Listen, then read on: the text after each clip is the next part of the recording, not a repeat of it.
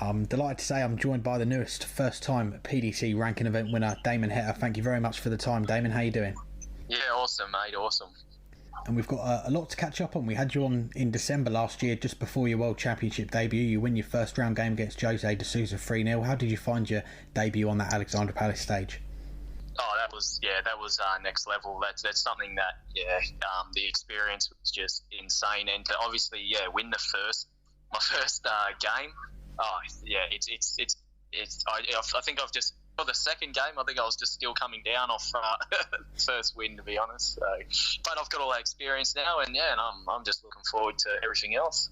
And when we spoke to you, obviously we knew that you were hoping to come over to the UK. You were settling in here and you were looking to go to Q School and win that tour card, obviously, if you didn't go far enough in the World Championship. But you went out to Glendoran in the next round. Did you go back home after that, or did you stay in the UK so you could settle in and get ready for Q School?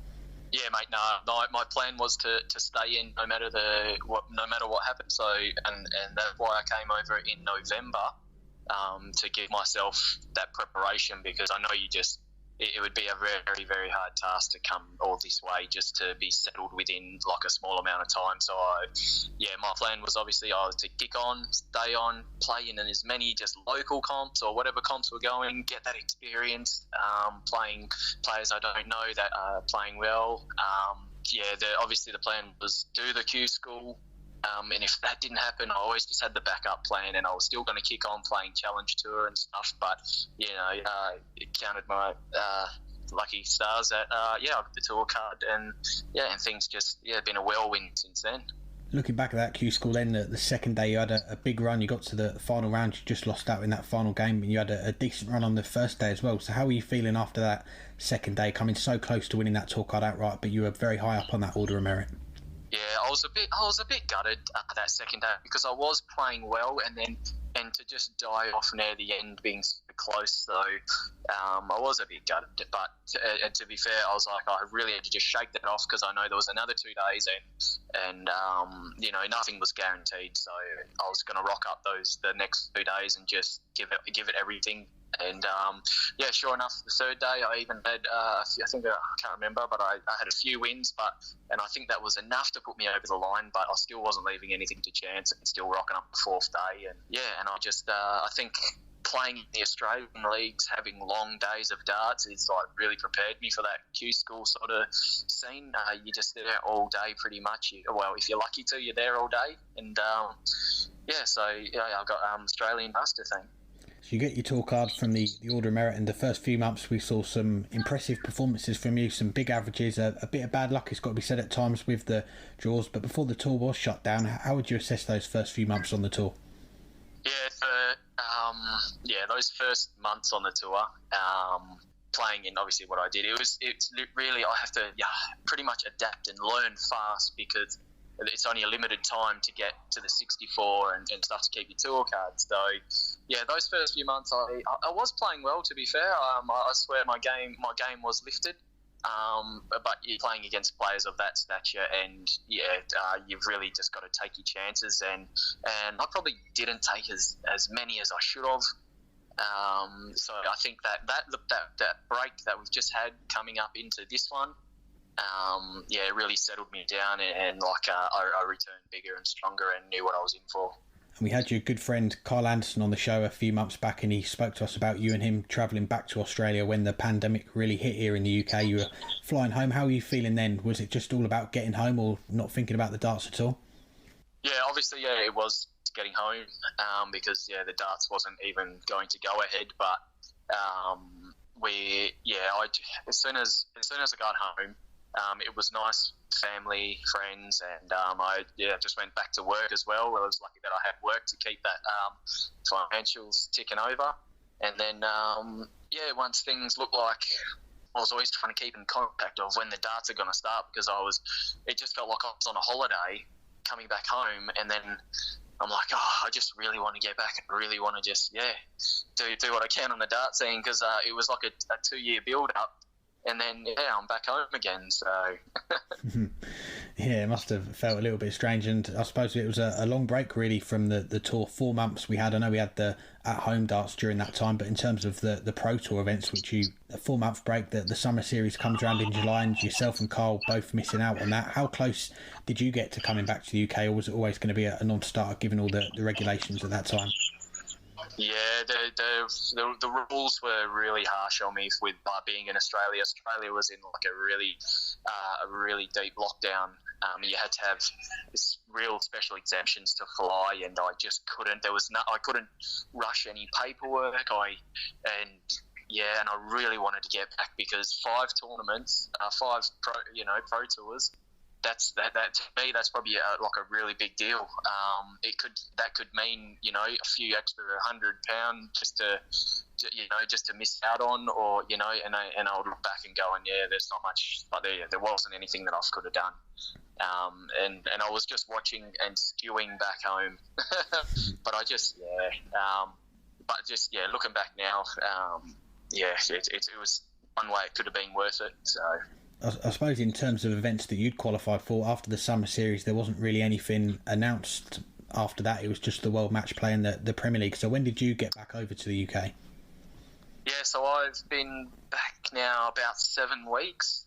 As soon as I got my paperwork and all that, I was flying back. Within a week, as soon as I got my paperwork, because in the circumstances that we're in, and I knew that they obviously put darts on, but I didn't know when the next one was, and I didn't want to wait till the last minute and try and get back and stuff. So I just got back as quick as I can, and that way I know if there's a tournament on, I can be here and I can be there. So, yeah.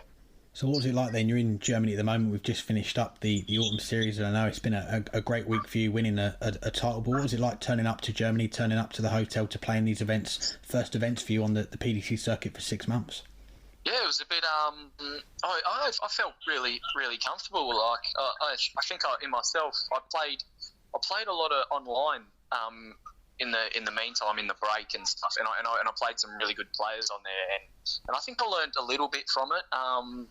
And I didn't pick up bad habits because I could tell that that's something that could have been done. But as soon as I tried to do a lot of practice when I got back here with people to play in person, because I was playing a lot online.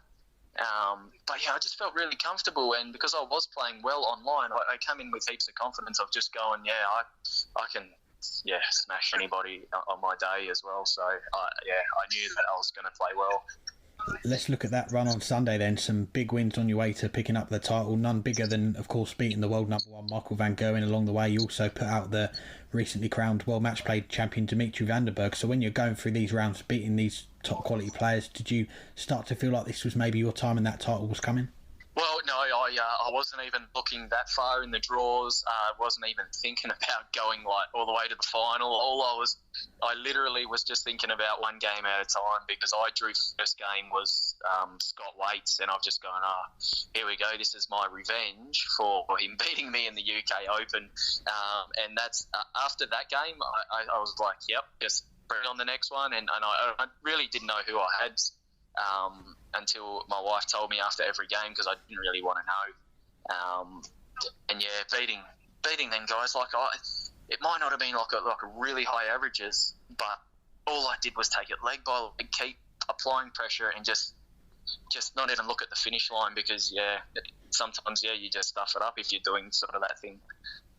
And you beat Joe Cullen in the final to get that first title, and the interviews afterwards, you felt like it was only a matter of time before that first title was coming. But what did it feel like when that double goes in and you are a PDC ranking event winner for the first time? Yeah, no, it's massive, mate, because you could be at any stage of the game until that last double's hit. You could lose it straight away, and it could go straight to your head.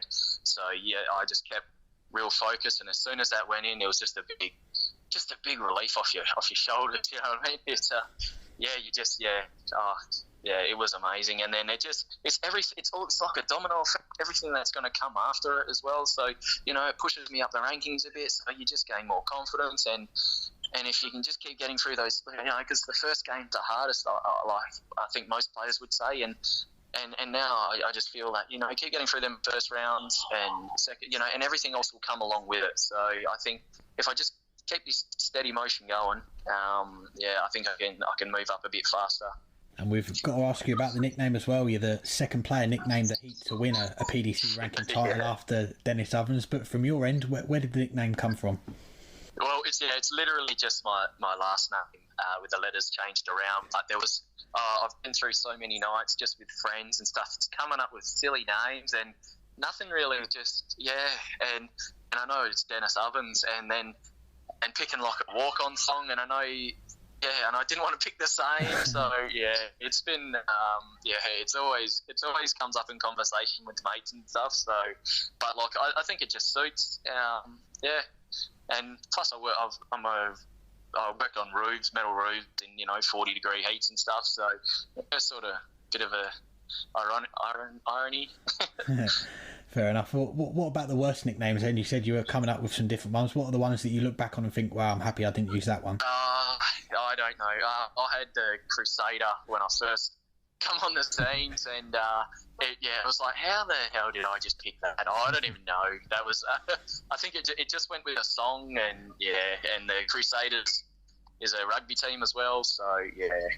Just a couple then to finish up with, and looking ahead, obviously you're off to Austria this weekend for the World Series finals. It's going to be the first event with a crowd since March. You're up against Ian White on that Friday night. How much are you looking forward to playing in that event, and obviously seeing all the fans there as well? Oh yeah, I'm just so grateful just that I've been invited to play, and I'm just going to take this opportunity, and I'm just going to hold it with both hands and just give it my all out there, mate. So we're really looking forward to it. Last time I was on stage, what was that? At the Alley Pally. So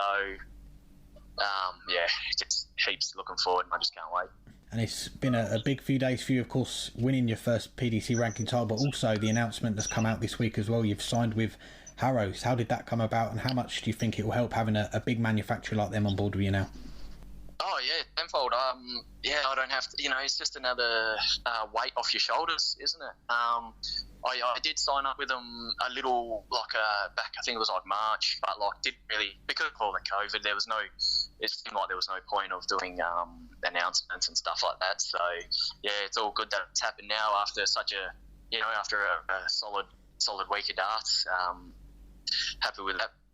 The performance, I was like, let's get it out there, and I've just got my own darts coming out, and shirt design, so it's just like a kid in a candy shop, you know what I mean? And they're just all keen as a bean now, happy days. And I suppose this last one really, it might be a hard one to answer really, but the World Cup, it's not that far away, and we've got Simon and Kyle, they're the top two ranked at the moment, but we haven't seen Kyle on the tour for a little while now. I know he was originally scheduled to play this weekend in Austria with you, but does he plan on playing in the World Cup? Have you heard anything his end about if he's going to partner with Simon? Yeah, look, I obviously I heard ages ago that they had Kyle and Simon in as the World Cup. Whether that's still confirmed or not, I'm not too sure. And I think he's coming back, and then he's not. I couldn't comment on that, mate. So I think that's a question for him. But but what will be if I was to wear the green and gold shirt, mate. I'll put everything into it, that's for sure, and wear it with pride. Excellent. Well, Damon, it's always a pleasure to catch up with you. Really appreciate you taking out some time to have a chat with us, and wish you all the best for this weekend in Austria, and well done again on winning your first ranking title at the weekend as well. Yeah, cheers, mate. Awesome. Thank you very much.